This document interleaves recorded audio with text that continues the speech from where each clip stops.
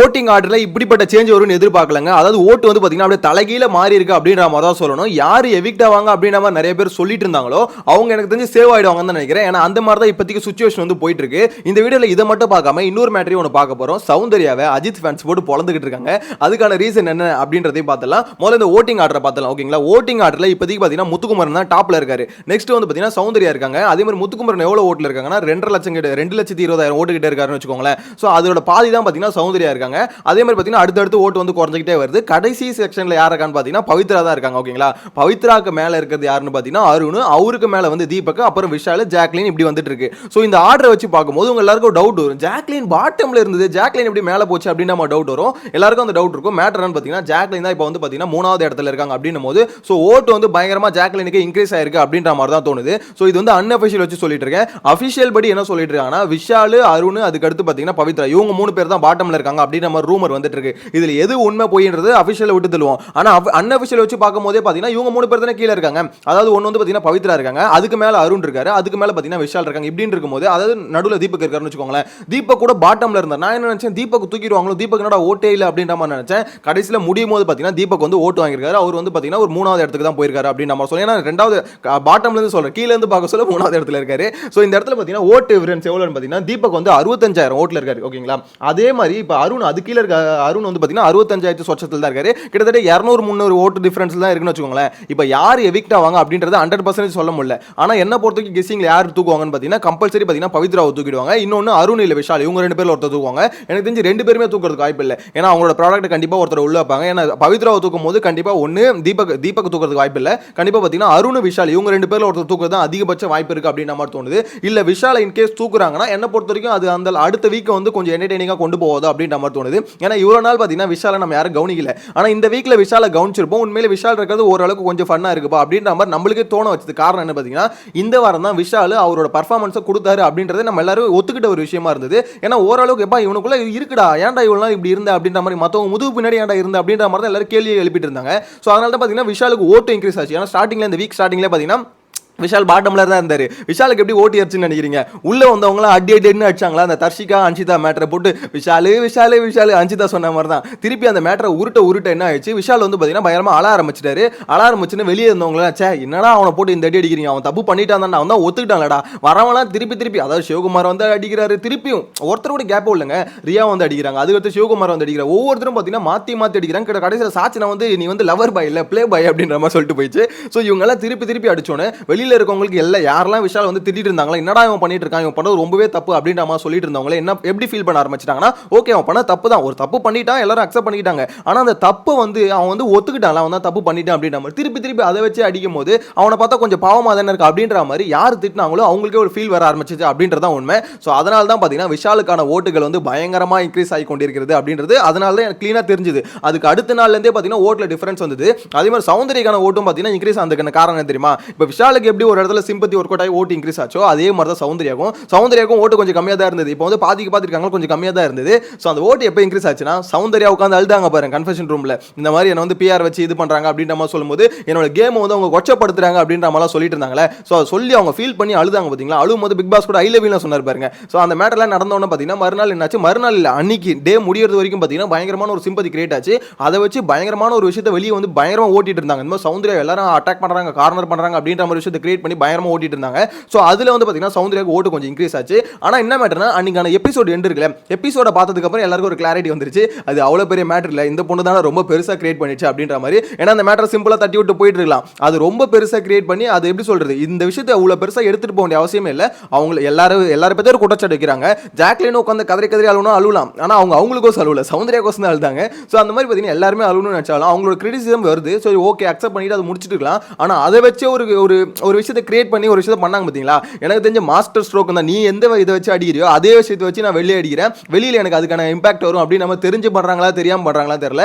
ஆனா அவங்க பண்ணதுக்கான எப்படி சொல்றது பலன்கள் அவங்களுக்கு கிடைச்சிருக்கு, ஓட்டு வந்திருக்கு அப்படின்ற மாதிரி ஒத்துக்கிட்டு தான் ஆகணும். ஓகேங்களா.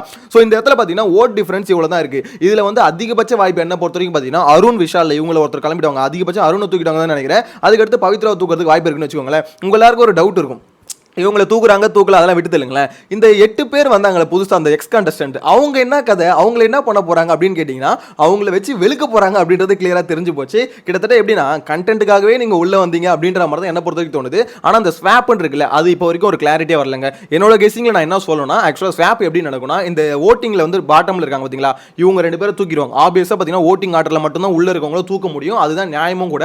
அதை எனக்கு தெரிஞ்சு பிக் பாஸ் டீம் வந்து மீற மாட்டாங்க. ஏன்னா அது மீறினாங்கன்னு வச்சுக்கோங்களேன் வெளியில இருக்க மக்களே கழுவி ஊத்திடுவாங்க. எப்படா ஓட்டு ஒருத்தவங்களுக்கு வந்திருக்கு அவங்களை எப்படா தூக்குவீங்க அப்படின்ற மாதிரி வந்துடலாம். ஸோ அதனால ஓட்டிங்ல கை வைக்க மாட்டாங்க. எப்படின்னா ஓட்டிங் ஆர்டர்ல யார் லிஸ்ட்ல இருக்காங்களோ பவித்ராவோ இப்போ அருண் இவங்க லிஸ்ட்ல இருக்காங்களே, ஸோ இவங்களை தூக்கிட்டாங்கன்னு வச்சுக்கோங்களேன். இப்போ வந்து அது கேள்வியே வராது. இவங்க 2 பேர் தூக்கிடுவாங்க.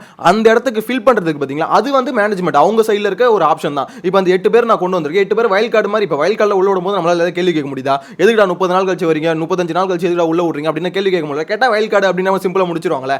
அதே தான் இங்கேயும் நடக்க போகுது. என்ன மேட்டர்னா அந்த வெளில இருந்து வந்தாங்க பாத்தீங்கன்னா அந்த எக்ஸ் கண்டஸ்டன்ட் 8 பேர், அந்த 8 பேர்ல 2 பேரை சூஸ் பண்றாங்களே அதுதான் இங்க வந்து டாஸ்காவே இருக்க போகுது. சாட்டர்டே சண்டே இதை வச்சு தான் ஓட்ட போறாங்க அப்படின்றது கிளியரா தெரிஞ்சு போச்சு. ஏன்னா இந்த வாரத்துல வந்து சம்பவங்கள் இருந்து ஃபேட்மேன் பண்ண சம்பவங்கள், அவர் வந்து ஒரு நாரதர் வேலை எல்லாம் பார்த்தாரு, சம்பவங்கள் 1 2 இருக்கு இல்லைன்னு சொல்லல. அதே மாதிரி முக்கியமான சம்பவம் பாத்தீங்கன்னா இந்த ஆர்னவ் சம்பவம் இருக்குல்ல, ஆர்னவ் சம்பவம் வந்து பாத்தீங்கன்னா பயங்கரமான சம்பவம். அதுக்கும் பயங்கரமான ரோஸ்ட் இருக்க போது அதெல்லாம் உண்மைதான் வச்சுக்கோங்களேன். ஆனா மேட்டர் என்னன்னா இந்த 8 பேர் வந்தாங்களே இவங்க கிட்ட இதுக்கு முன்னாடி வீக் கூட என்ன பண்ணாங்க ஃபேமிலி வீக் நடந்ததுல அதுல கூட என்ன பண்ண முரண்பாடுன்னு ஒரு விஷயத்தை வச்சு ஓட்டினாரு. ஆனா இந்த வீக் பாத்தீங்கன்னா முரண்பாடு அந்த மாதிரிலாம் ஒன்றும் இல்லை. 2 3 சம்பவம் சின்ன சின்ன சம்பவங்கள் தான் இருக்கே தவிர ஸோ இதை வச்சு எபிசோட் 2 எபிசோட் சாட்டர்டே சண்டே ஓட்ட முடியுமா? ஓட்ட முடியாது.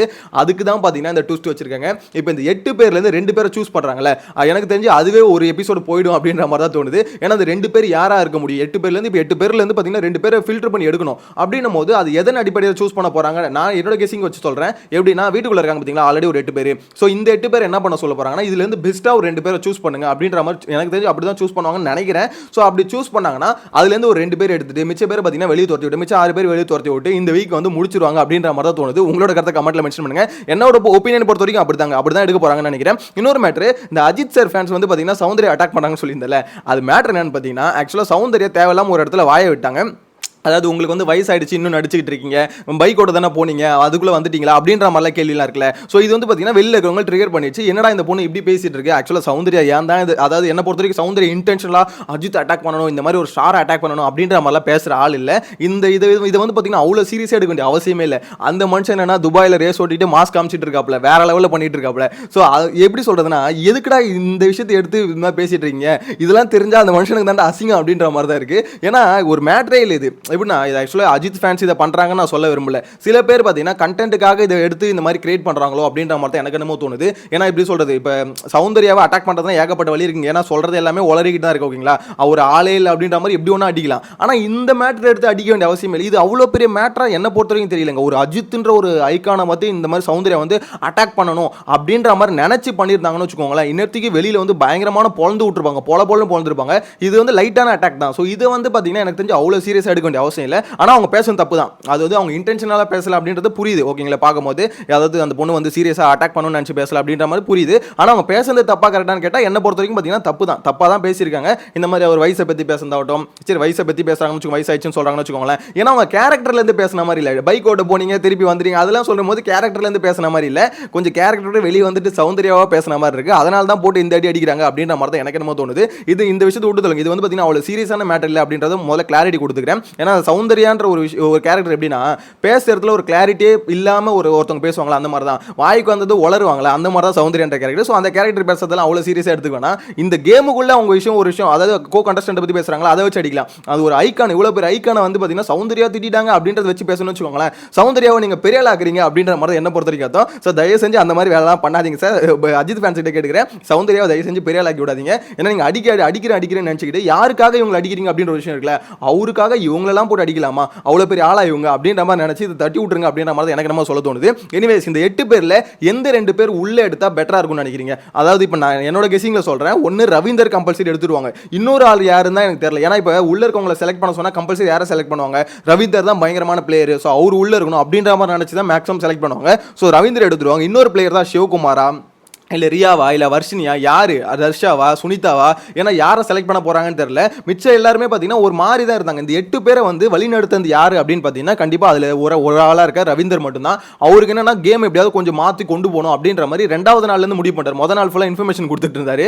அதுக்கப்புறம் பிக் பாஸ் கூப்பிட்டு கொட்டினதுக்கப்புறம் மனுஷன் வந்து திருந்தி என்ன பண்ணிட்டாரு, இதுக்கப்புறம் இந்த கேம் வந்து சுவாரஸ்யப்படுத்தணும், நம்ம ஏதாவது பண்ணணும் அப்படின்னு சொல்லிட்டு நாரதர் வேலை பண்ண ஆரம்பிச்சாரு. ஸோ அதுக்காகவாது கண்டிப்பாக சொல்கிறேன், இந்த கேம் ஆடணும்னு இன்ட்ரெஸ்ட் அவருக்கு இருக்குது அப்படின்றதுக்கோசம் கண்டிப்பாக எனக்கு தெரிஞ்சு செலக்ட் பண்ண சொன்னா இந்த 8 பேரை செலக்ட் பண்ண சொன்னா அதுல வந்து அவர் செலக்ட் பண்ணுவாங்க. இன்னொருத்தர் மேக்ஸிமம் சுனிதாவா இருக்கலாம், கேம் ஆடணும்னு நினைக்கிற இதுல பாத்தீங்கன்னா சுனிதாவா இருக்கலாம், இல்ல ஆடாத ஒருத்தரை சூஸ் பண்ணணும் அப்படின்னா தர்ஷாவை கூட செலக்ட் பண்ணலாம். சோ இவங்க யாரை வேணா செலக்ட் பண்ணலாம் அப்படின்ற மாதிரி தோணுது. யார் வந்தா பெட்டரா இருக்கும்னு நினைக்கிறீங்கன்றத மறக்காம கமெண்ட்ல மென்ஷன் பண்ணுங்க. நெக்ஸ்ட் வீடியோல மீட் பண்ணலாம். சேனலை ஃபர்ஸ்ட் டைம் பாத்தீங்கன்னா சப்ஸ்கிரைப் பண்ணி வச்சுக்கோங்க. ப்ரோமோ அப்டேட்ல மீட் பண்ணலாம். Bye by.